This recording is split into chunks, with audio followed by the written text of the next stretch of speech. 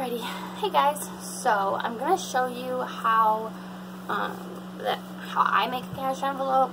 There's a lot of ways that you can do it. You can use regular envelopes, those little flip through things from the dollar store. I have one right here, hold on. Like this.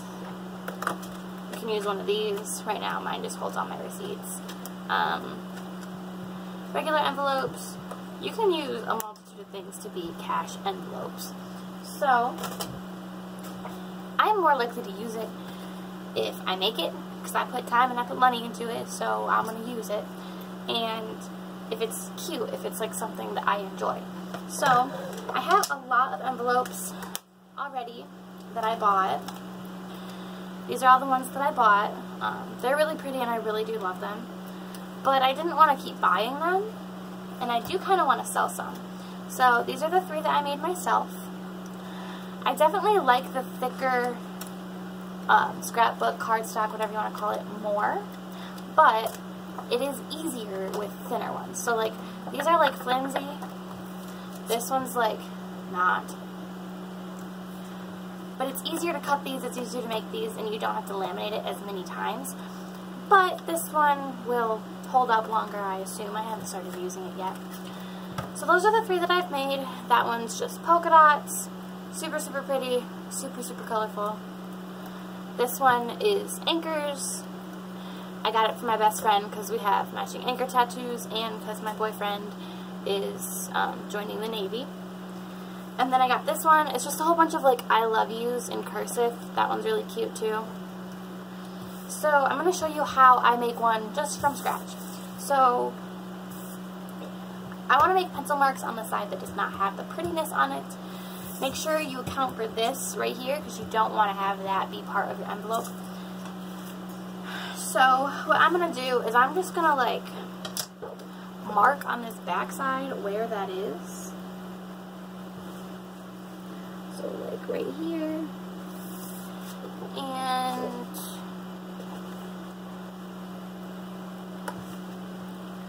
right here. So that's the part that I do not want to include. So when I do my envelopes, I think I'm going to try to get like, what's the best way to do this? Well, here, I'll go,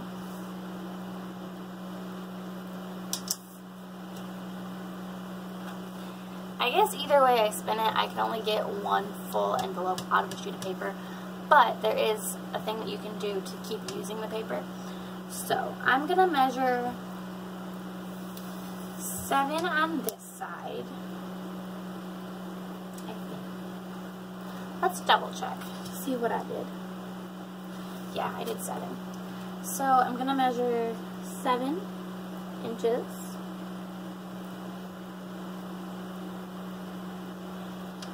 By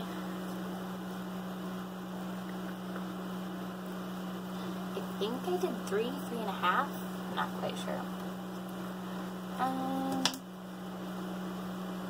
3.5.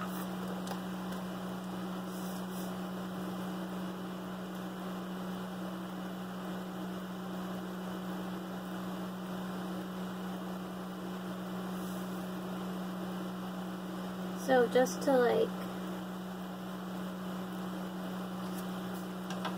so the reason I did 3 dashes is this measures the 7, so there's a dash right there. This measures 3.5, and this measures 3.5, because I'm going to fold it.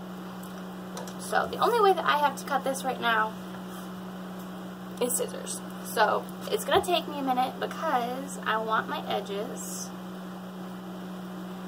to be as straight as I can get them, and I am not good at cutting things.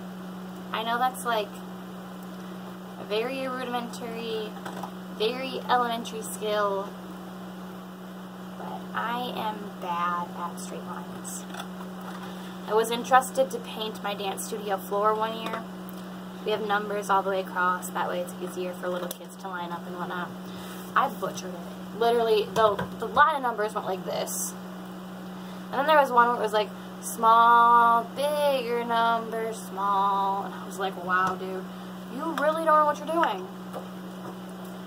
Alright, so we're going to cut right here.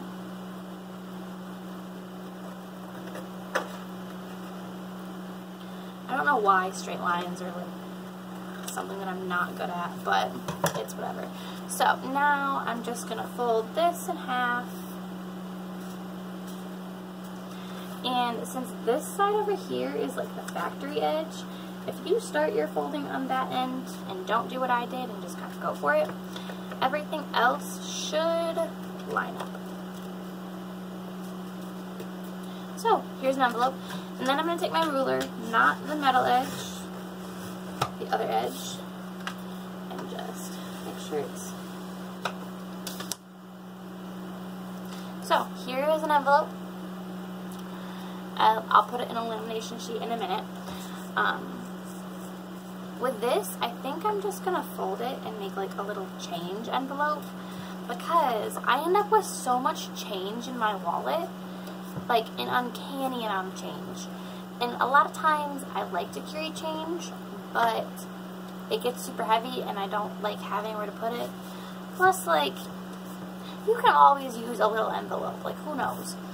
So then for this one, what I'm going to do is measure my 3.5. Okay, so this is 3.5. There, and then I'm going to measure my 7.5, or 7, not 7.5, just 7. And then I'm going to cut this out. And the reason that I'm going to do this is because I made an envelope earlier, and I didn't want to waste all the paper. So I made an envelope that has, where did I put it over here? This and this. Just an envelope. It's a little bit taller this way than I wanted because I just used extra paper, but it's double-sided and I really like it. So I have this cut out to be extra after I make another envelope. I'll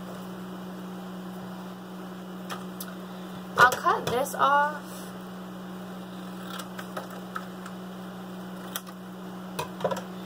And then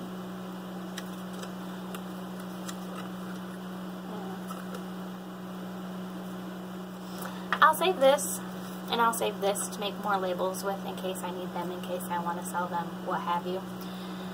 Because that's what I use like my scraps of paper for. I made labels on the back because I thought that's like a really useful way to use it. So that is basically how I make the general envelope. Now all I have to do is laminate it, and I'm gonna finish this video first, end it, and then in the next video I'll laminate more because I'm gonna make a couple more so I can laminate a lot.